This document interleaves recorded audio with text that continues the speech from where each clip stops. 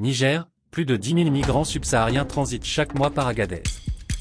Les militaires au pouvoir au Niger ne coopèrent plus dans la lutte contre l'immigration irrégulière depuis novembre 2023. Plus question au Niger de gérer le problème migratoire de l'Union européenne. Un problème qui est la conséquence directe de la politique nuisible européenne en Afrique. La ville d'Agadez, au centre du pays, redevient donc la plaque tournante de la migration irrégulière vers le nord. L'activité de la migration irrégulière a repris depuis décembre 2023 à une cadence élevée. Près de 10 000 migrants tentent chaque mois de rallier l'Europe depuis la ville nigérienne d'Agadez. C'est suite à l'abrogation par les autorités de Niamey de la loi, instaurée en 2015, criminalisant le trafic des migrants. C'est l'une des premières décisions prises par les militaires au pouvoir à Niamey, en réaction aux sanctions de la communauté internationale. Il n'est plus question que les autorités nigériennes soient les sous-traitants d'une quelconque politique anti-immigration de l'Union européenne.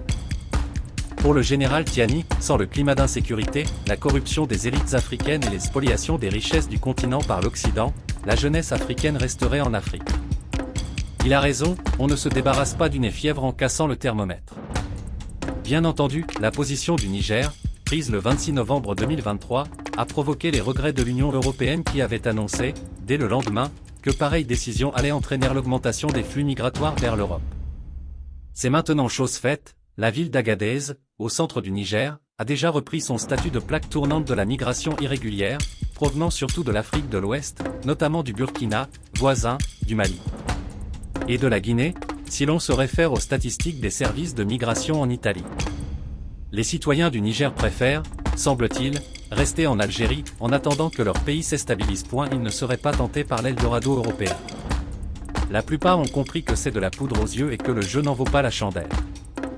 Les migrants rencontrés à Tripoli indiquent que les départs en provenance d'Agadez s'opèrent tous les mardis et jeudis, par petites voitures 4x4, des Toyota Hilux en général, ou par camion. Chaque convoi pourrait comprendre 15 à 20 de ces moyens de transport. La frontière avec la Libye n'est plus aussi poreuse qu'en 2015, les contrôles sont devenus plus fréquents, raconte le Burkinabé Mamadou, travaillant comme gardien à la cité El Andalous à Tripoli. Mamadou attire l'attention sur le fait que le coût de la traversée a quadruplé depuis 2015. Il faut entre 550 et 600 € maintenant pour arriver au nord de la Libye, alors que c'était autour de 150 € auparavant, ajoute-t-il, en expliquant que la situation sécuritaire s'est nettement stabilisée en Libye, ce qui exige davantage de dessous de table. Le parcours d'Agadez au nord de la Libye dure 5 jours et le convoi est escorté par des patrouilles de l'armée nigérienne, jusqu'à la frontière, pour éviter les attaques des brigands sur la route, toujours selon ce Burkinabé. Par ailleurs, les citoyens d'Agadez se sont réjouis de la décision des autorités de Niamey d'abolir la loi de 2015, interdisant la migration irrégulière. D'abord, c'est une question de dignité, il n'est pas question que le Niger soit le chien de garde de ceux qui souhaitent une intervention militaire, après le coup d'État du 26 juillet 2023. Et ensuite, de nombreuses activités économiques tournent autour des migrants. Tout le monde à Agadez gagne de l'argent grâce à la migration, explique Abdoulaye, un intermédiaire dans la vente des places sur les convois partant au nord. Il explique que la sécurité des passagers est garantie puisqu'il y a toujours une feuille de route avec les noms des passagers et des chauffeurs et que tout le convoi est protégé par l'armée. Un fonctionnaire nigérien au chef-lieu d'Agadez a affirmé que la réponse aux problèmes migratoires ne saurait être limitée aux mesures opérationnelles et administratives, et qu'il fallait se concentrer davantage sur une réponse aux causes profondes de ce phénomène.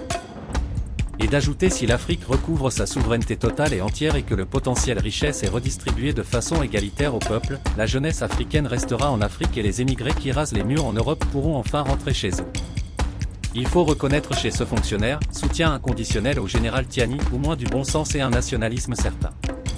Le retour sur le continent des Africains installés en Europe et qui servent de variable d'ajustement aux partis politiques européens qui font de l'immigration africaine le bouc émissaire des dérives économiques, sociales et politiques qui frappent de plein fouet les pays européens doit être une priorité des dirigeants politiques africains qui se respectent.